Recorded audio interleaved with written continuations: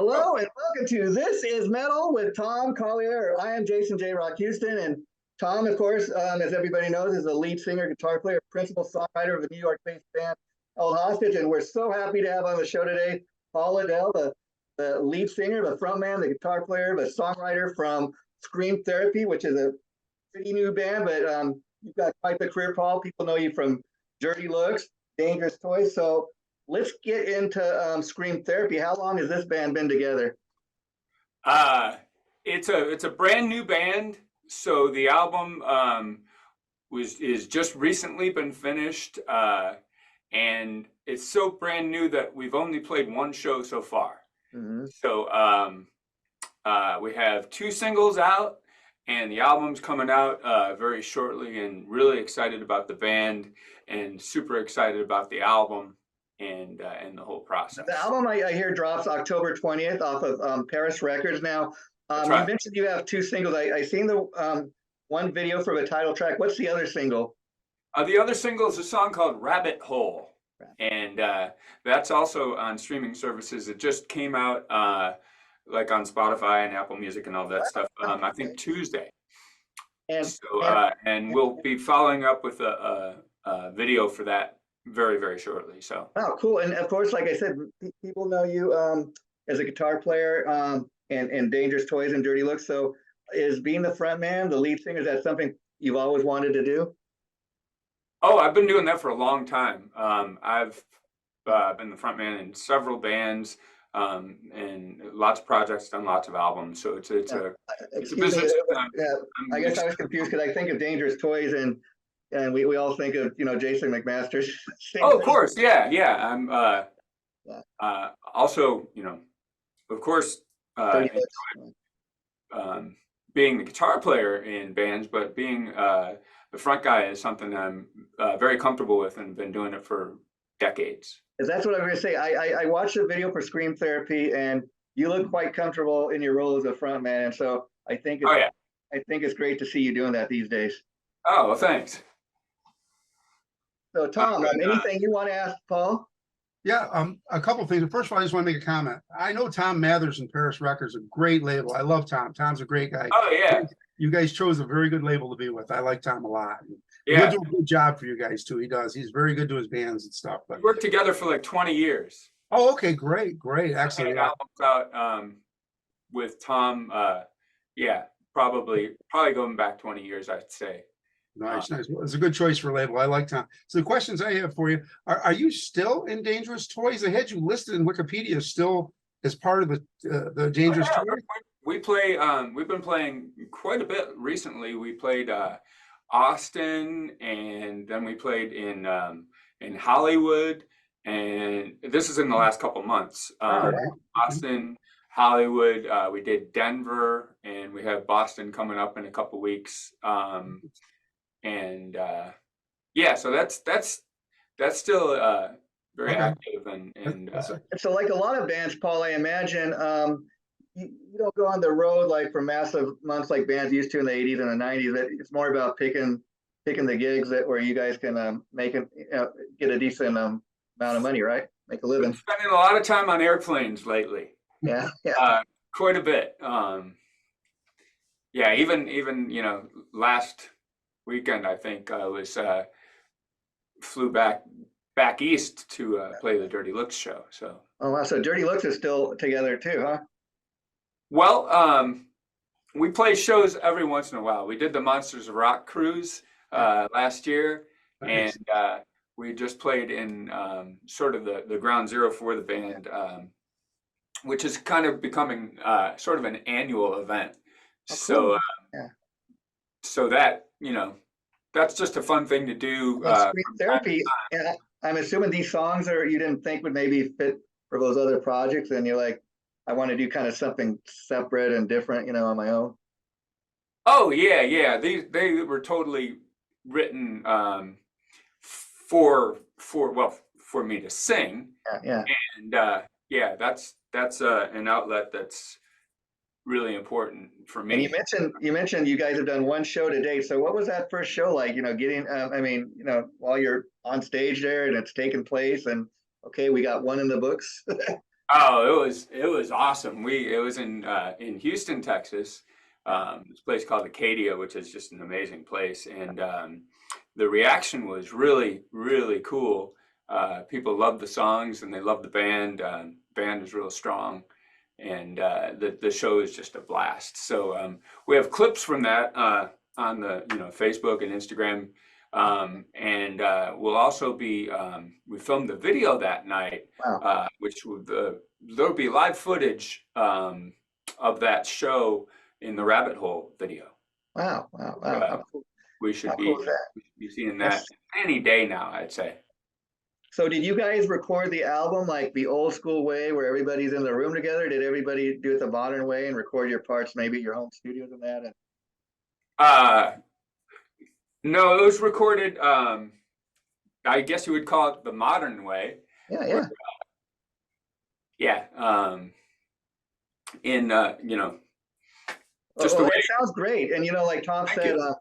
I'm well aware of Tom Mathers and what he's done with Perris Records all these years. And like one of my favorite albums come out in the last year was the Angels in Vain album. Chris Vandell. I mean, Mhm. they've always put out great product. And then they had we released this year of some of the Rocks Gang stuff. So I've always loved what Tom's done with Perris Records. Oh yeah, yeah. He's got some great stuff on there too. And so I'm sure I sure just from working with him all these years, there was no doubt that you were gonna go with Perris Records for this, huh? Yeah, yeah. That has always been the plan. Yeah. And so how have people been responding so far to the two singles? I mean, I just can't myself personally, I can't wait to hear the rest of the album. Can't wait to get it when it drops on October 20th. I'm assuming there's gonna be physical copies as well. Yeah, yeah. I have told that some people are getting the CDs in their hand already. They must have some kind of a special in with Tom or something. That's cool, yeah. But you can pre-order the CD on Amazon. I do know this. You can go to Amazon.com and pre-order the CD. You can just search Paul Lidel or Paul Lidel Sure. and pre-order the CD, and it comes out on the 20th, so October 20th, and you should have it in your hands like probably a couple days later. Yeah.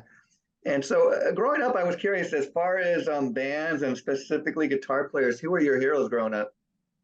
There's lots of them, but the main two were Eddie Van Halen and Randy Rhoads. Oh, wow. As a matter of fact, although I started off as a drummer, I saw Randy Rhoads play live, and that was a life-changing event to where I started practicing at that point. Like right after that show, I started practicing for ridiculous amounts of time because I realized that that's what it took. Yeah. And I wanted to be on that level. Yeah. And so yeah, Eddie Van Halen and Randy Rhoads were extremely inspirational. And then you have all the sort of classic rock bands. Aerosmith was big influence, and I'll just say Aerosmith wrapping Black it up Sabbath, after Dio, 50 years. Yeah, wow. All that kind of thing was all a big influence. And then some of the other sort of different sounding, early Rush is a big influence. Like Al Di Meola was a real big influence early on, and all that stuff. I've been a guitar geek all my life. You're all over the place. So let me ask you, where are you coming from today? Is that your home studio? Because I tell you, you look like in a great rock and roll atmosphere. Yeah, this is where I spend the majority of my time. This is where the songs are written, and this is where all the rocking is done. And Why not? I mean, it's much cheaper than having to go pay for somebody else's studio. You can do it all in-house. That's got to be a great kind of feeling to have the ability to do that. Sure.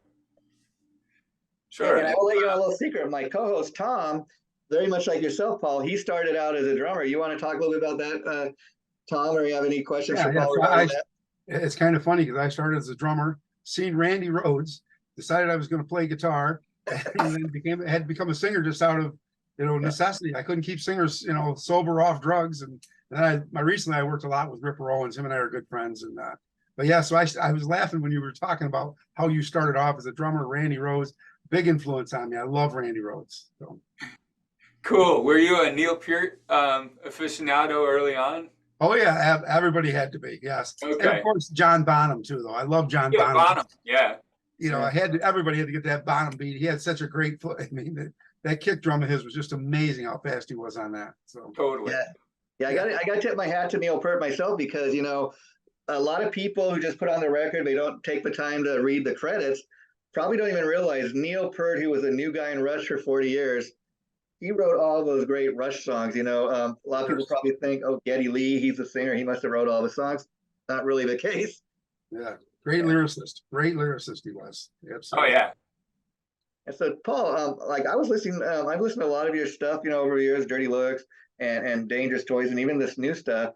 And another thing that really stands out about you throughout your entire career is your songwriting. I mean, talk a little bit about, how you craft your songs. Does it usually start with a riff, or do you usually, now that, you're doing the singing, do you usually start with lyrics? What a great question. And songwriting, one of my favorite topics. Depending on the style of the song, if it's a rock song, it's almost always starts with the music, and it'll either be like a riff. I have thousands of riffs that I've recorded on my phone, of just different things. You're like, oh yeah. And so sometimes I'll draw from those. For example, Rabbit Hole, this new single, was one of those where I was scrolling through, the thousands of riffs, and I came across that one, which was actually, I teach guitar, and I was teaching one of my students this jazz scale, and I said, hey, you can use this, might be able to make a riff, like a rock riff, with using this jazz scale. And and I happened to press record, so I'll go from those. So a lot of songs start with the riff, and then the melody is first, along with the phrasing. Okay. So I call it humming a shummina. It sounds like I'm singing in a different language. Yeah.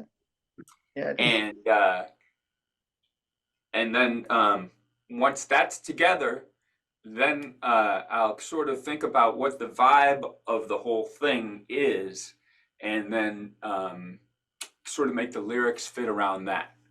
And when you write lyrics, I was curious, because a lot of the stuff I love listening to, great storytelling, like stuff, even you listen to like Tom Petty, the Eagles, the lyrics are like telling a story. And I love that type of music where they're singing about, maybe like a page out of your life, something you experienced.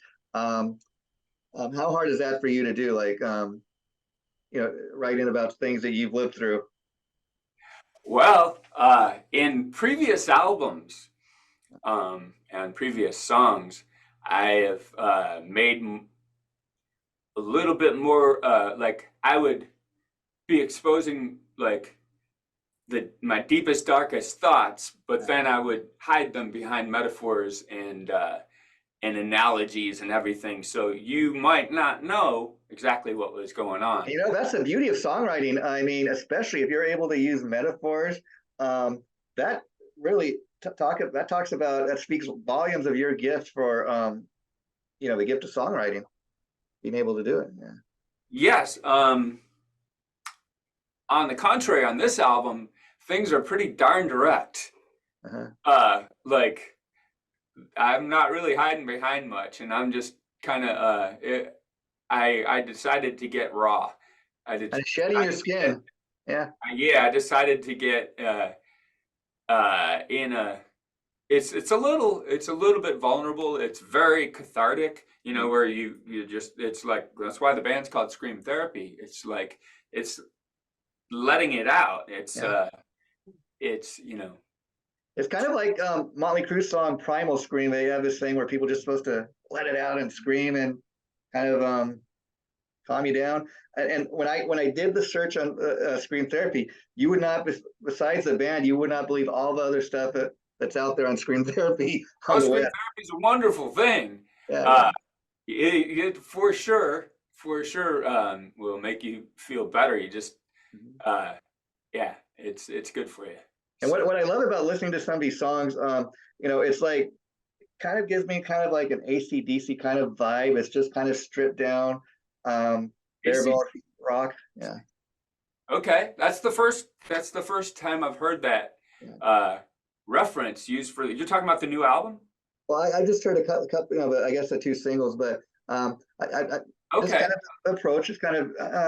I'm not saying you guys sound like exactly like AC/DC, just kind of that type of a vibe. It's kind of raw. It's kind of loose. And I'm digging it, and it's like no apologies raw. It's very raw. I think people that are into kind of old school metal, I think will dig it. It's a little bit of metal. It's a little bit of everything, Yeah. I've heard people say Aerosmith. Yeah, I can hear that too. Yeah. Motley Crue. I've heard Queensryche, but I had not heard AC/DC. So that's cool. Maybe I'll have to hear the rest of the album, but I will tell you, Paul, I haven't just heard the two tracks. They were like great enough tracks that I'm going to go out and get the album. I can't wait to hear the rest of it. Cool. Yeah, I'm looking forward to having you hear the other songs, because that's my next question. It's So pretty diverse, I think. The rest of the tracks, would you say that there's different tracks, by the way. Yeah, there's different sounds to all 12 tracks? Like, do we get like a power ballad, or do you kind of give us a little different sounds? Okay, that's what I'm. Yeah. No slow songs. Not this time around. Yeah. No, they didn't. There was no slow songs that. So would you say the rest of the album kind of has the same vibe as these two songs so far that have been released? That's again talking about again. This is your debut album, so you're kind of creating the band sound as you go. So that right now there's no set box until the album comes out. Maybe when you release album number 2, people have a certain expectation of what the band is supposed to sound like. Yeah. And I do think that there is certainly a common thread throughout. All the songs do sound like it's the same band. It's the same. They all fit on the album. But as far as any two songs sounding the same, I don't think so. Which I think people will dig the album for that point alone. Kind of like you say that, and I could see the Queen comparison, because Queen, probably as metal as they ever got, would be like Stone Cold Crazy or Liar, and then they have something like Killer Queen that's almost rock and roll vaudeville. Yeah. It runs the gamut from of all different influences, but they're all sort of the old school hard rock bands. The Dio, the Rainbow, the Aerosmith, the Van Halen, and even like Motley Crue, Guns N' Roses, big one, and so people that like those bands, I think, will enjoy this album. And Paul, you mentioned Dio. Let me tell you, if you're at all a Dio fan, like everybody else, including myself, I urge you, if you haven't seen this movie, to check it out. This is I got to see that. Yeah. Never Die. I mean, if you're a Dio fan, you got to check it out. It really kills. Just tells the whole Ronnie Dio story. That's cool. I was privileged to meet him, and he was a super, super nice guy. So what was that like? Did you guys were actually doing a show, or did you just get to meet him backstage or something? It was in LA. Okay. And I was hanging with him and actually the rest of his band. There was Jimmy Bain and.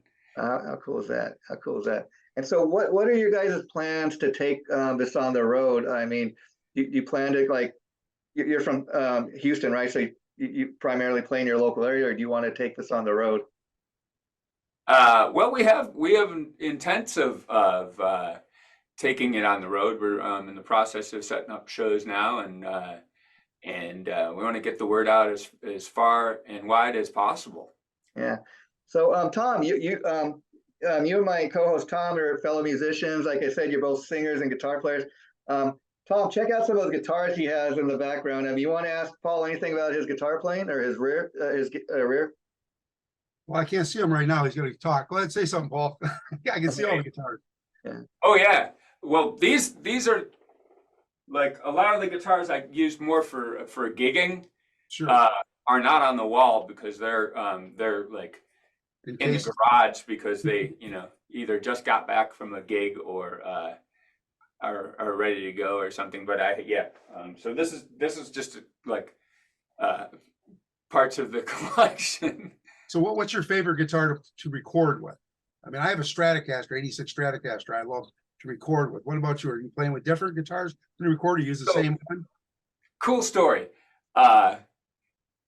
So to record this album, I took all of my guitars and I recorded the same riff with them, on all different tracks. Sure. And then I took that into the studio with my engineer, whose name is Matt Bray, fantastic engineer, by the way.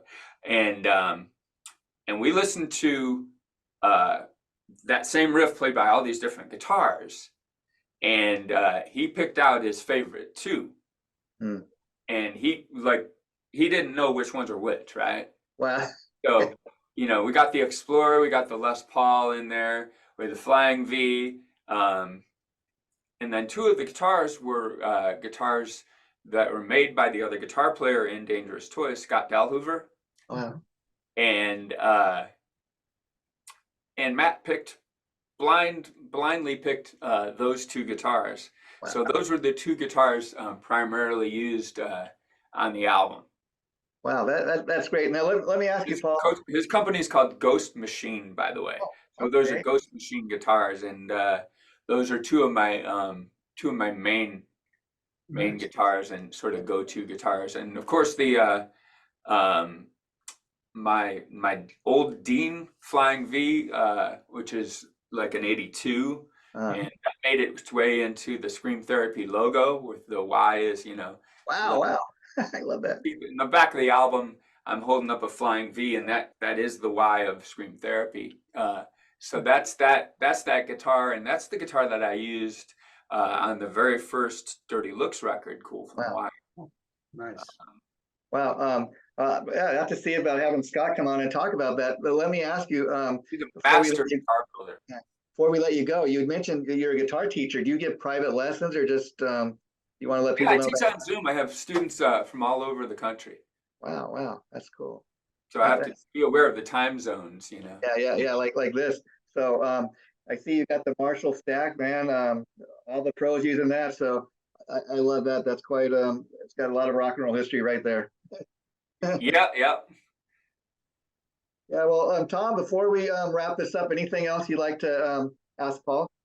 Yeah, actually, I just actually a couple comments to him too. I listened to the two songs there, and I loved them. I just love the guitar riffs and stuff like that. Thank you. And Jason will tell you a lot of the times I don't like some music. I wouldn't be telling you I loved it. I'm a record company executive too. I'm a president of a record company. I just loved your music, and I think you made a great choice going to Tom Mathers. He's a great guy, and I think I can't wait till your album comes out because I'll be in line to buy it too. Matter of fact, I'm going to go on Amazon and pre-order it right now. Oh, fantastic! Thank you. I support musicians because I'm so tired of musicians wanting stuff free, and that's one of my big things. Whenever I'm touring or whatever, give me a free T-shirt, give me this. It's like I want to support your band. By me giving you free stuff, you're not supporting my band. You're taking from us. Right, yeah. I'm a big proponent of that stuff, so I will be buying your CD. I'm excited for it. As will I, Paul. In fact, I really enjoyed having this conversation today, Paul. Let's definitely keep in touch, and maybe early in the new year or in a few months, when we've had a chance to hear the entire album, I'd like to welcome you back. And what we'll do is kind of have a live episode where we do like a live review. We could talk about each of the songs on the album, our overall. Do that. That'd be fun. And if you'd like to have any of your bandmates join us, you can. If not, come back solo. It's been one of the funnest interviews I've done in a long time. So we really enjoyed having you on, and let's for sure keep in touch. This will probably be going up in about 3 weeks from now. Once I have a date, for it to post. I will be sure to let you and Mike know, and you guys can share it on all your websites. That's what we're about. We love to do it. You're welcome back anytime, my friend. Well, I thank you very much for having me on the show, and it's been a pleasure. It's been really fun. And we'll go ahead when we post the interview to post a video so people can check that out too. Fantastic. Take care, Paul. Best of luck, man. Really Best of appreciate luck. all the support. Anytime. No problem. Thanks for coming on. This is Metal.